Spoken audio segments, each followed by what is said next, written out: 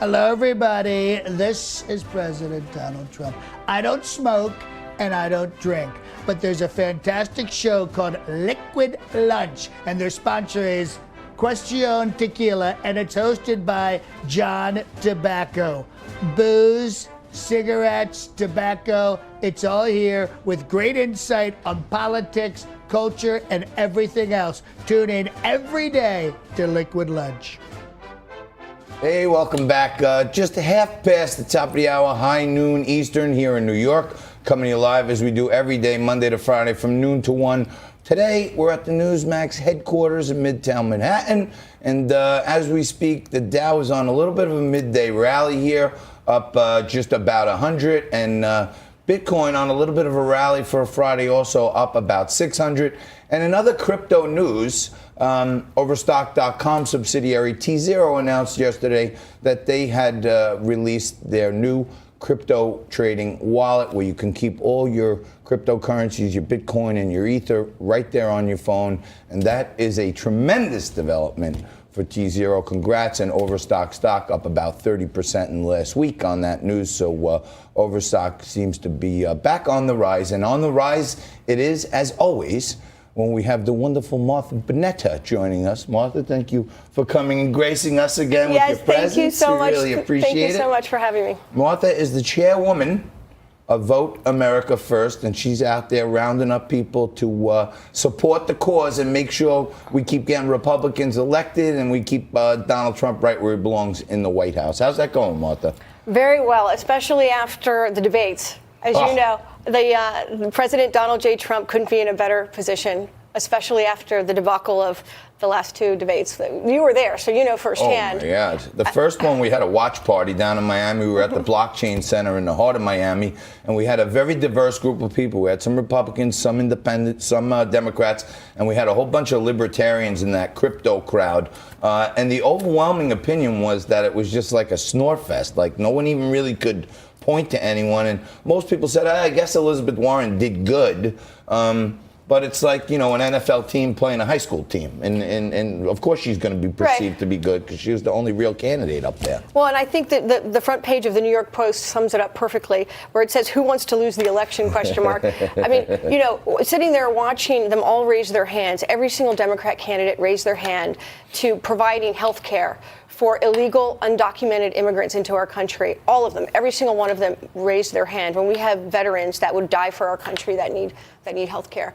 It absolutely, at that moment in time, I thought to myself, I'm excited because not only are we going to have 8 years of Donald Trump, but we couldn't be in a better position. Well, you know, and Barack Obama would have gotten laughed off the stage yesterday as being too moderate had he been debating these guys. And one of the clips that we have from last night's debate has to do with that insurance moment. So if we have that moment where these candidates actually said, not only are they on board with abolishing private insurance in many cases, but their government insurance plan, they want to provide it to people that aren't even in the country legally. Take a look at this. Who here would abolish their private health insurance in favor of a government-run plan? Just a show of hands, start off with. All right, well.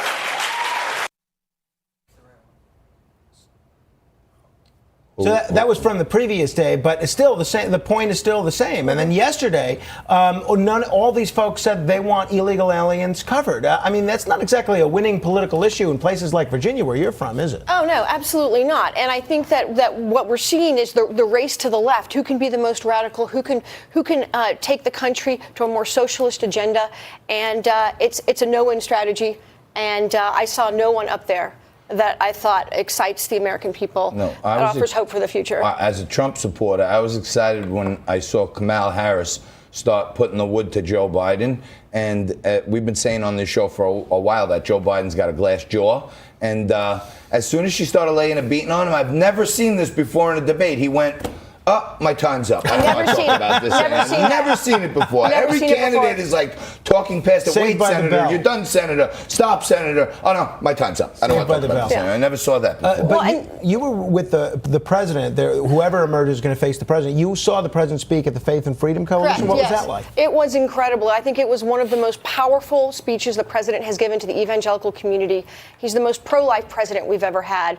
The excitement and the adrenaline was certainly there. And as you've seen, the evangelical community across our country has rallied behind this president and is lifting him up. I think as far as Biden is concerned, you know, he was struggling so much to the point where he would say, and I have 3 things to say, and then he wouldn't say all 3. Right. I mean, he could barely complete a sentence. And so I've never seen such a poor performance. It'll be interesting to see how he tries to recover after that debate. It looked like Bernie was trying to like mix it up with Yes. Biden a little bit. You know, they were fighting about Iraq and this, and you know what I mean. And I find it really funny that they keep talking about, you know, how progressive they're becoming and how diverse they are, and they elected all these women and all these minorities, and the 2 leading candidates are 2 75-year-old. That's exactly white-haired right. men. That's exactly, and yet President So- Trump has done more for minorities and more for women in terms of unemployment than any other president has. More for African Americans, Yes. lowest African American unemployment rate in history. Barack Obama said Donald Trump would need a magic wand to get back to 3% growth. So somewhere or another, he Never forget, good people don't go into government. somehow or another he found that wand, because That's we're right. at 3.2% growth. And I don't think you know this, Martha, but I was down there and we followed Bernie and Biden out of the debate. And it seems like they mixed it up a little bit again after the debate. Some exclusive footage we got right here on Liquid Lunch. Take a look at this.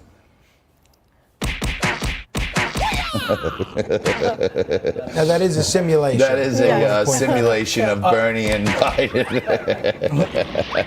Very quickly, Martha, because I know you guys are bringing in Jeff Webb.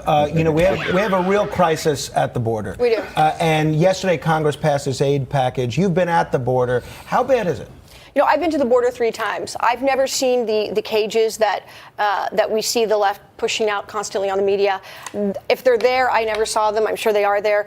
But, you know, we have a president that for the first time is taking our borders seriously. If we don't have a borders, we don't have a country. If we don't have secure borders.